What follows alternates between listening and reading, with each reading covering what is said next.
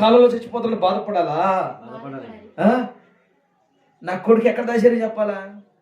బాధపడకుండా చిన్న చూతున్నానా దగ్గరికి ఇచ్చిందంట. ఆ చూపు అట్ట పట్టు పర్ర కొరికేసాడంట. ఒరే సచ్చినోడా ఇది తీసుకెళ్తా ఊరే ఏంట్రా అంటాడంటమ్మా. ఆ రోజు ఈ చెవులని చెప్పే నేను పలానా తెచ్చానని. ఆ రోజు నన్ను పట్ట 2 పీకులు పీకితే నేను ఏ రోజు ఊరికమ్మ ఎక్కేవాడు కాదే, ఏ రోజు ఊరి ఎక్కి నేను చచ్చిపోయేవాడు కాదే. నువ్వు ఆ రోజు నాకు భయం చెప్పలేదు కాబట్టి ఈ రోజు నేను ఊరికమ్మనికి నా ప్రాణాన్ని పోగొట్టుకుంటున్నా. ప్రియులరా, తల్లిదండ్రులు నేర్పాల్సిన విధానం పిల్లలకు ఉంది. అది జీవగ్రంథం మనకు నేర్పిస్తుంది. ఆయన పిల్లలైన వారికి దేవుడు చక్కగా శ్రేష్టమైన మార్గాన్ని నేర్పమని వివరిస్తున్నాడు. కానీ ఈ రోజుల్లో మనోళ్ళు కూడా ఎలా అంటుంటారంటే, అయ్యా అరే మీ అత్త వచ్చింది పిల్లనెత్తది ఎవడు వదిన మావాడికి ఇస్తావా పిల్లని? ఏమి లేదు, విలువ లేని మాటలు, జ్ఞానం లేని మాటలు. కానీ దైవికమైన మాటల్లో మాట్లాడటం నేర్చుకో. భూ సంబంధమైన మాటలు కాదు, ఆత్మ సంబంధమైన మాటలు, ఆత్మ సంబంధమైన జీవితాన్ని మనము నేర్చుకుని మన పిల్లలకు నేర్పాలి. అది వర్ధిల్లుట. ఆమేన్, హల్లెలూయా. అది వర్ధిల్లుట, అవునా కాదు?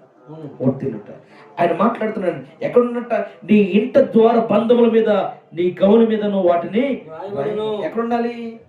హలో, ద్వార బంధముల మీద, గుమ్మముల మీద కూడా ఉండాలట. నీవు కొంతమంది క్రిస్టియన్ అని చెప్పుకుని సిగ్గుపడే వాళ్ళు ఉన్నారు ఇవాళ.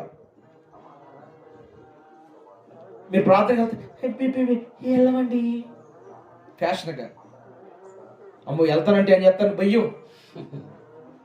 అవును, నేను క్రైస్తవుడనే, నేను క్రీస్తుని కలిగిన వాడినే, ఏం చెప్తావు చేసుకో. హల్లెలూయా, అవునా కదా? ఆయన మనల్ని పాపము నుంచి విడిపించడం కానీ ఏం చేశాడు? సిలువ త్యాగమును చేశాడు. స్తోత్రం. మనం ఏమి ఇవ్వాలి ఆయనకి? అందుకే ద్వితీయోపదేశకాండం 32 అధ్యాయము, ద్వితీయోపదేశకాండం 32 అధ్యాయము 46, 47 వచ్చిన చదవండి. 32 అధ్యాయము.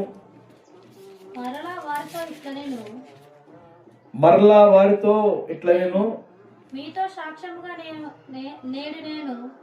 మరలా వారితో ఇట్లా నేను మీతో సాక్ష్యంగా నేడు నేను పలికిన మాటలన్నిటినీ మీ మనసులో పెట్టుకొని మీ సంతతి వారి ఈ ధర్మశాస్త్ర వాక్యములన్నిటినీ అనుసరించి నడుచుకున్న వాళ్ళని వారికి ఆజ్ఞాపింపవలెను.